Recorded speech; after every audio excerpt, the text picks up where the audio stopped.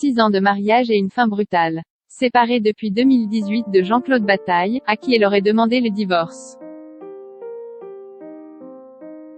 Par mail, Cynthia Sardou redonne de ses nouvelles. À l'occasion de la sortie de son premier roman, le film Aide.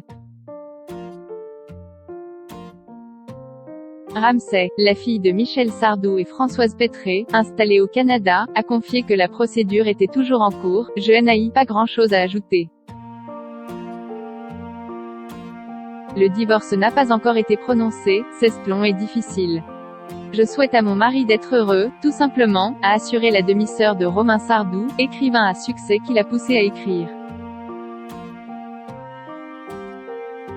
En paix outre-Atlantique, où elle est partie vivre il y a 20 ans après avoir été victime d'un viol en Réunion ayant provoqué un stress post-traumatique, Cynthia Sardou ne semble pas avoir de regrets. Y compris sur une éventuelle maternité, au moment où c'était possible, ma santé était trop fragile.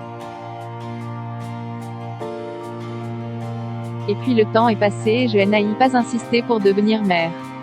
Autour de moi, j'ai des neveux, des nièces, un filleul, je suis une tati gâteau, et ce rôle me convient très bien, assure celle qui entretient d'excellents rapports avec son père. Récemment devenu cas contact de Roselyne Bachelot, il n'a toutefois pas pu voir sa fille depuis 1 an et demi à cause du Covid-19. Une rupture par mail, Cynthia Sardou, qui travaille également dans des hôpitaux au Canada pour accompagner les malades de l'épidémie, avait vu son ex s'épancher dans la presse au sujet de leur divorce en 2019.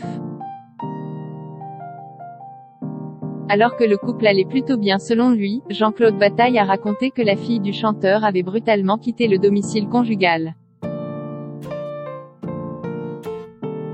Elle est allée passer quelques jours chez des amis, et pendant son séjour, j'ai reçu un mail tôt le matin m'annonçant qu'elle désirait mettre un terme à notre mariage. Quelques heures plus tard, elle était à la maison, accompagnée d'un huissier pour récupérer ses affaires personnelles.